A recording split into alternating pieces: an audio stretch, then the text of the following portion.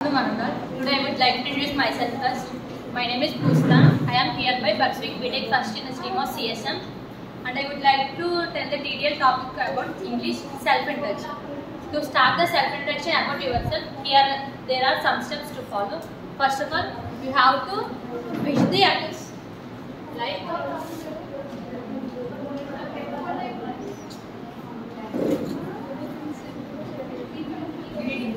మన ఫస్ట్ వేరే ఎవరితో మాట్లాడాలంటే ఫస్ట్ ఎలా ఉండాలి, ఏంటి హాయ్ అని హలో అని, పెద్దవాళ్ళు అయితే హెల్త్ ఎలా ఉంటుందని చెప్పి ఫస్ట్ వాళ్ళు మనం విష్ చేయాలి. విష్ చేసి వేరే వాళ్ళతో మాట్లాడుతూ కన్వర్జేషన్ అనేది స్టార్ట్ చేయాలి.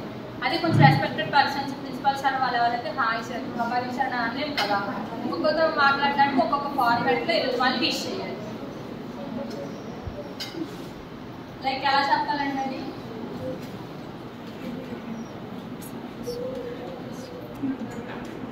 మన విష్ చేసే టైం బట్టి మార్నింగ్ అయితే మార్నింగ్ అను, ఈవినింగ్ అయితే ఈవినింగ్ అను. మేడం సార్ సార్ టీచర్స్ అయితే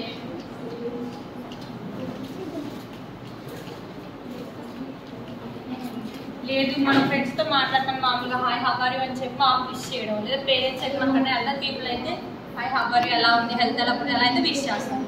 నెక్స్ట్ వాళ్ళు విష్ చేసి వాళ్ళ నెక్స్ట్ టైం మనం తీసుకున్న తర్వాత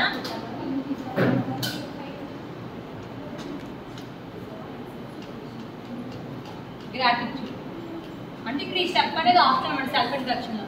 మనం ఏదన్నా అంటే ఒక ఆపర్చునిటీస్ మనం మాట్లాడమన్నారంటే ఫస్ట్ ఆ టైంలో నెక్స్ట్ క్రియేట్ చేసుకుని విష్ చేసిన తర్వాత దాన్ని మాట్లాడడానికి ఛాన్స్ ఇచ్చిన థ్యాంక్స్ అని ఫస్ట్ అనేది చెప్పొచ్చు, లేకపోతే అట్ ది ఎండ్ మొత్తం కమ్యూనికేషన్ మన కన్వర్సేషన్ అయిన తర్వాతనే చెప్పొచ్చు. ఇక్కడ ఏంటంటే thank you for giving me this opportunity అని.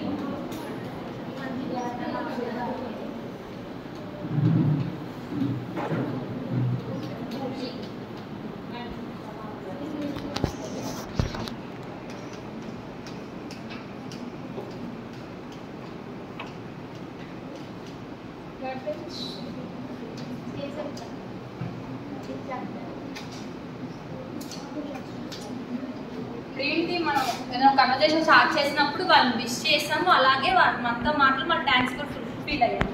నెక్స్ట్ ఏంటంటే ఇలా గ్రీటింగ్స్ దట్ అయిన తర్వాత ఇంట్రడక్షన్ ఆఫ్ అవర్ సెల్ఫ్, మన గురించి మనం చెప్పుకోవచ్చు.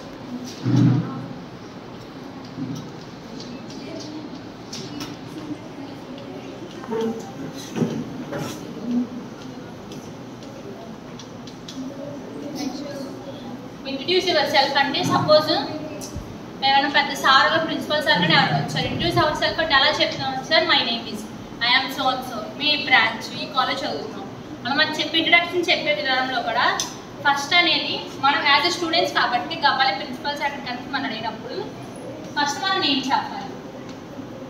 My name is so and so అని మెన్షన్ చేసి తర్వాత బ్రాంచ్, మన సపోజ్ మన కాలేజ్ నుంచి చాలా బ్రాంచెస్ ఉంటుంది కదా, సో బ్రాంచ్ అని మెన్షన్ చేసి రోల్ నెంబర్ కానీ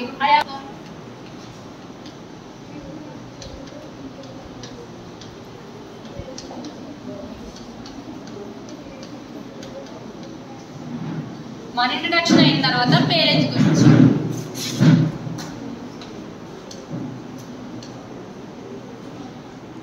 కాలేజ్ చెప్పాము, ఏ ఏరియా చెప్పాము, ఏ బ్రాంచ్ చెప్పాము.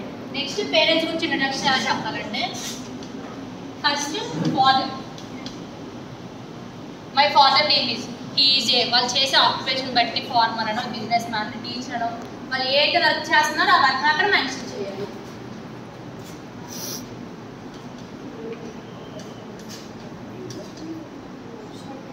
Next mother, my mother name is తను ఏం చేస్తుంది, ఇంట్లో ఉంటా లేదా జాబ్ చేస్తా, అలా పర్టికులర్గా వాళ్ళు నేమ్ చెప్పిన తర్వాత వాళ్ళు చేసే వర్క్ని కూడా అక్కడ ఎక్స్ప్లెయిన్ చేయాలి.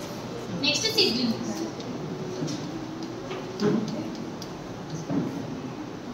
ఫాదర్ మదర్ నేమ్ చెప్పేసిన తర్వాత I have one brother and I have one sister అంటే నెక్స్ట్ వాళ్ళు ఏం చదువుతున్నారంటే ఇక్కడ వాళ్ళు చేసే వర్క్ అండ్ సిబ్లింగ్స్ బ్రదర్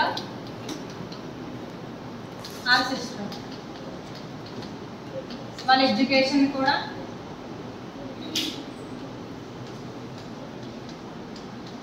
లేదు మనకన్నా పెద్దవాళ్ళు అయితే వాళ్ళు చేసే జాబ్స్ ఏంటి పర్టికులర్గా కూడా మెన్షన్ చేయాలి. నెక్స్ట్ హాబీస్,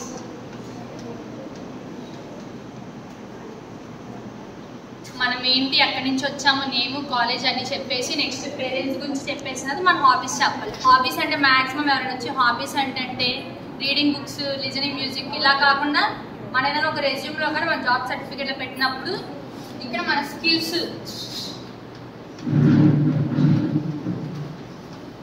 అలాగే ఒక పర్టికులర్గా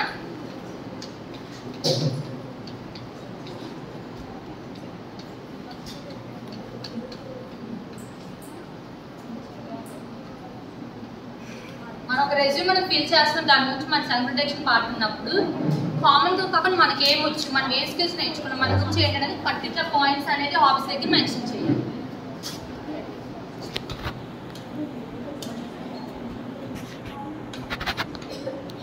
అలాగే లాస్ట్ వన్ వచ్చేసి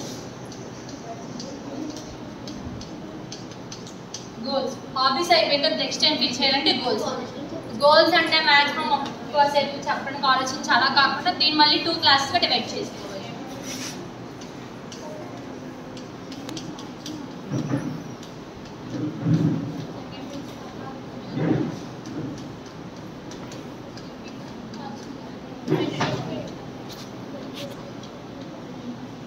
గోల్స్ మళ్ళీ దాంట్లో 2 టైప్స్ ఎందుకు రాశారంటే షార్ట్ టర్మ్ గోల్స్ అలాగే long time goals. Short term goals అంటే మనల్ని ఏమైనా అడిగారు అనుకో, క్యాజువల్ అంటే ఇదే ఆన్సర్ చెప్తానని నేను చెప్పను, కానీ ఎవరైనా ఏమనుకుంటారు, బీటెక్ ఆల్ సబ్జెక్ట్స్ క్లియర్ అయిపోవాలి, ఏ సబ్జెక్ట్ బ్యాక్లాగ్స్ లేకుండా 4 ఇయర్స్ అన్ని సబ్జెక్ట్ క్లియర్ చేసుకోండి. ఆ గోల్ అలా చెప్పాలి మనకి ఇప్పుడు ప్రెజెంట్ కాబట్టి అది షార్ట్ టర్మ్ గోల్స్ చెప్పుకోవాలి. లైఫ్ టైం గోల్ అంటే యాజ్ ఏ హ్యూమన్ బీయింగ్గా మనకంటూ ఒక గోల్ సెట్ చేసుకుని మన లైఫ్లో ఏం అవుదాం అనుకునేది ఇక్కడ చెప్పాలి. సో